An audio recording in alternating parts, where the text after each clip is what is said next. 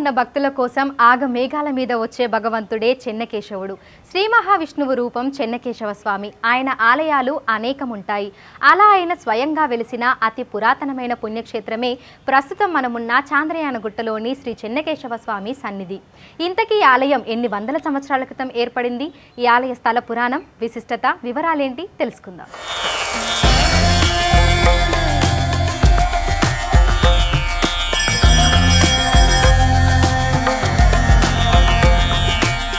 గుట్ట మీద ప్రశాంత వాతావరణంలో కనిపిస్తున్న ఈ పుణ్యక్షేత్రమే స్వయంభూ చెన్నకేశవ స్వామి సన్నిధి. చాంద్రయానగుట్ట నుంచి శ్రీశైలం హైవే మార్గంలో గుట్ట మీద ఉంటుంది ఈ పురాతన క్షేత్రం. ఆలయ ముఖద్వారం, దర్వాజా ఆనాటి ఉనికిని తెలుపుతుంటాయి. మెట్ల మార్గం ద్వారా పైకి వెళితే ఎదురుగా ఈ ఆలయ క్షేత్రపాలకుడు ఆంజనేయ స్వామి ముందుగా మనకు దర్శనమిస్తాడు. ఈ ఆలయంలో ఆంజనేయ స్వామి మనకు చతుర్భుజుడిగా కనిపిస్తాడు. ఆయన దర్శనం చేసుకుని పైకి వెళితే స్వయంభూగా వెలిసిన చెన్నకేశవ స్వామి గర్భగుడిలో దర్శనమిస్తాడు. నిత్యం ధూపదీప నైవేద్యాలు, పూజలు, అభిషేకాలు స్వామివారికి నిర్వర్తిస్తున్నారు ఇక్కడి పూజారులు.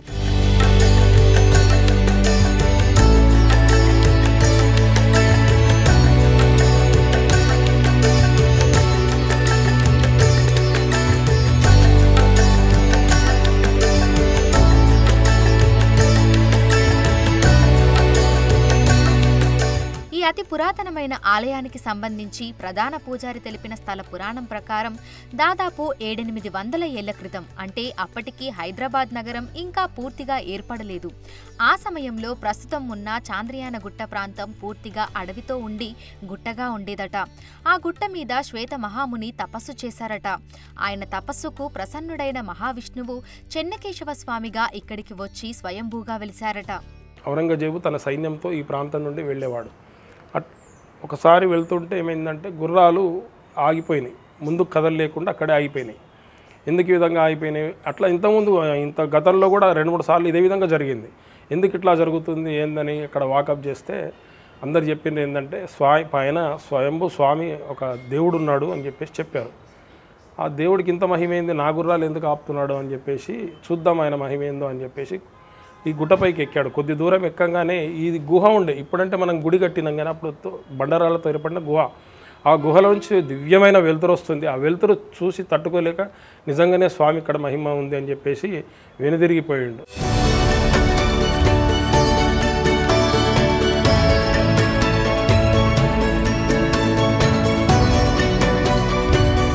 అలా కొంతకాలానికి చోళరాజులు ఇక్కడి స్వయంభూ స్వామిని గుర్తించి దేవాలయం నిర్మించారు. ఈ గుడి కోసం దాదాపు 10 ఊళ్ల మాన్యాన్ని, అంటే 300 ఎకరాలను కేటాయించారట. అలా చెన్నకేశవ స్వామికి ప్రధాన ఆలయం నిర్మించి ఉప ఆలయాలుగా 7-8 ఆలయాలు నిర్మించారట. చెన్నకేశవ స్వామి అంటే ఎవరు? చెన్నకేశవ స్వామి ఎవరో కాదు, విష్ణుమూర్తి చెన్నకేశవ స్వామి. ఏ విధంగా చెన్నకేశవ స్వామి ఏంటో అంటే, ఏదైతే విష్ణుమూర్తి తన భక్తులకు ఆపద కలిగినప్పుడు ఆగమేఘాల మీద వచ్చి రక్షించేవాడే చెన్నకేశవుడు అన్నట్టు. ఆ రక్షించే టైంలో ఆయన త్వరగా వస్తాడు కాబట్టి ఆ సమయంలో వెంట్రుకలు ముడివేసుకోడు, కిరీటం పెట్టుకోడు, శంఖచక్రాలు సరిచూసుకోడు. ఏదైతే గజేంద్ర మోక్షంలో ఆ గజేంద్రుని రక్షించేటందుకు వస్తాడో ఆ విధంగానే భక్తులను కాపాడేందుకు కూడా ఆ విధంగానే వస్తాడు కాబట్టి అతన్ని చెన్నకేశవుడు అని పిలుచుకుంటారు. చెన్నకేశవుడు అంటే అర్థం ఏంటంటే, చెన్న అంటే సుందరమైనటువంటి, కేశాలు అంటే వెంట్రుకలు, చెన్నకేశవుడు అంటే సుందరమైన వెంట్రుకలు గలవాడు. ఆ వచ్చేటప్పుడు ఏంటంటే కిరీటం పెట్టుకోడు, ముడి వేసుకోడు కదా, వెంట్రుకలు బాగా ఇట్లా జులపాలు విరబోసుకొని వస్తాడు. ఆ చూసిన భక్తులను చూసి ఆహా చెన్నకేశవుడా అని చెప్పి పిలుచుకుంటారు అన్నట్టు. ఇది ఒక కథనం ఉంది. ఇంకోటి ఏంటంటే, కేశి అనే రాక్షసుని సంహరించండు కాబట్టి కేశవుని సంహరించడు కాబట్టి కేశవుడు అని కూడా పిలుచుకుంటారు.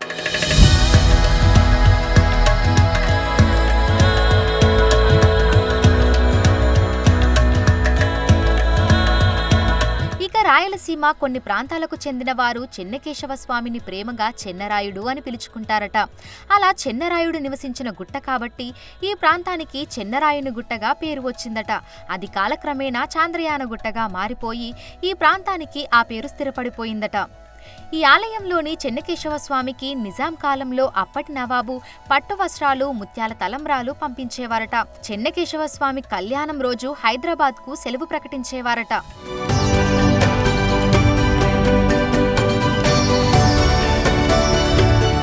నిత్య నిత్య పూజలు, అభిషేకాలతో పాటు ఈ ఆలయంలో వైకుంఠ ఏకాదశి వేడుకలు వైభవంగా జరుగుతాయని పూజారి తెలిపారు. ఉత్తర ద్వారం ద్వారా స్వామివారిని దర్శనం చేసుకునేందుకు అనేక మంది భక్తులు వస్తుంటారని అన్నారు. ఆలయంలో గోదామాత, ఆండాలమ్మ ఉన్నారని, గోదామాత కళ్యాణం కన్నుల పండుగగా జరుగుతుందని తెలిపారు. గోదామాత కళ్యాణం, మాకు గోదామాత అమ్మవారు ఉన్నారు, ఆండాళ్ళ అమ్మవారు ఉన్నారు కాబట్టి తిరుపావై కూడా 4 రోజుల పాటు మార్గళి జరుగుతుంది. ఆ తర్వాత గోదా కళ్యాణం జరుగుతుంది విశేషంగా భోగినాడు. మరియు మాఘ బహుళ సప్తమి అంటే ఈ నెల మనకు వస్తుంది స్వామివారి కళ్యాణోత్సవం 5 రోజుల పాటు అంగరంగ వైభవంగా జరుగుతుంది. మాఘ బహుళ సప్తమి నాడు స్టార్ట్ అయ్యి అష్టమి లేదా నవమి నాడు కళ్యాణం అవుతుంది. దశమి లేదా ఏకాదశితో చక్రతీర్థంతో సమాప్తం అయిపోతుంది. చెన్నకేశవ స్వామికి శనివారం రోజు ప్రత్యేక అభిషేకాలు విశేషంగా జరుగుతాయని పూజారి తెలిపారు. నగరం నలుమూలల నుంచే కాకుండా ఎక్కడెక్కడి నుంచో భక్తులు తరలి వస్తుంటారని అన్నారు. ఇక్కడి స్వయంభూ స్వామివారిని దర్శనం చేసుకుంటే కోరిన కోరికలు నెరవేరుతాయని తెలిపారు. స్వయంభూ కాబట్టి నమ్మిన వారికి నమ్మినంత. ఇక్కడ ఒక గొప్ప విశేషం చెప్తానమ్మా. ఒక ఆమెకు 40 సంవత్సరాలైనా సంతానం లేకుండే.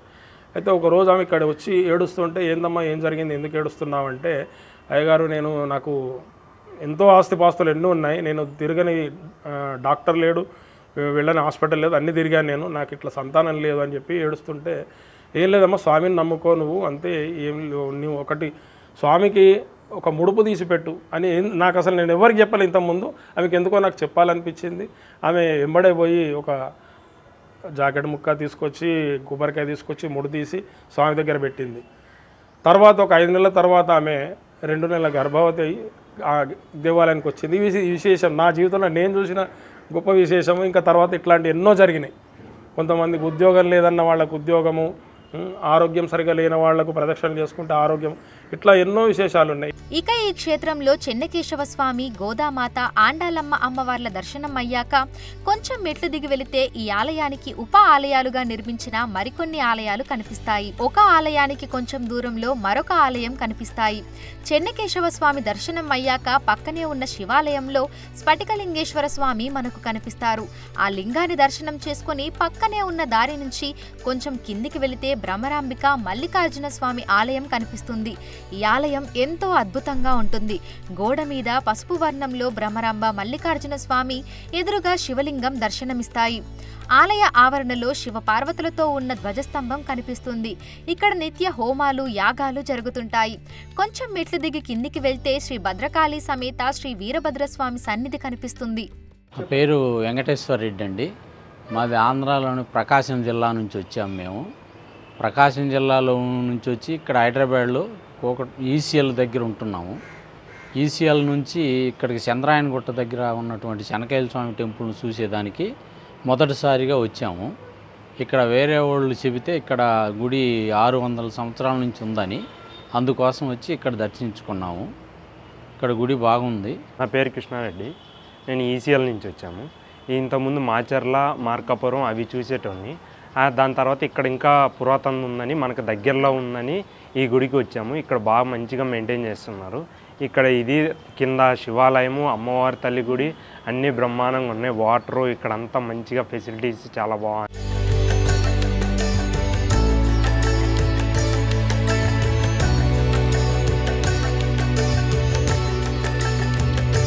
ఈ క్షేత్రం పైనుంచి చూస్తే హైదరాబాద్ నగరమంతా కనిపిస్తుంటుంది. ఎంతో ప్రశాంతంగా, ఆహ్లాదకరంగా ఉంటుంది ఇక్కడి వాతావరణం. ఆలయ ఆవరణలో చిన్న గోశాల, రావి చెట్టు, మండపం ఉంటాయి. ఈ రావి చెట్టుకు ఓ చరిత్ర ఉంది. కొన్నేళ్ల క్రితం ఈ ఆలయంలో మరొక మహావృక్షం ఉండేదని, పిడుగుపడి అది కాలిపోగా దాని వేరు నుంచి ఈ వృక్షం పుట్టిందని పూజారి తెలిపారు. అంతేకాకుండా ఈ రావి చెట్టుకు మొక్కుకొని ముడుపు కడితే కోరికలు నెరవేరుతాయని భక్తులు నమ్ముతుంటారు.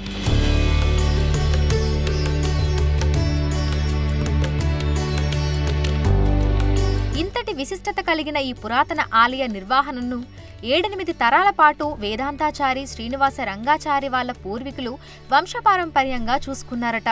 తర్వాత ఎండోన్మెంట్ వారు తీసుకున్నారని ప్రధాన పూజారి తెలిపారు. అయితే పట్టించుకునేవారు లేకపోవడము, 100 ఏళ్ల క్రితం నిర్మించిన ఆలయం కావడంతో అక్కడక్కడ శిథిలావస్థకు చేరుకోవడం, గోడలు కూలిపోవడం, జీర్ణావస్థకు చేరుకుందట. ప్రభుత్వం, ప్రజాప్రతినిధులు పట్టించుకొని ఆలయానికి పూర్వ వైభవాన్ని తీసుకురావాలని పూజారి కోరుతున్నారు.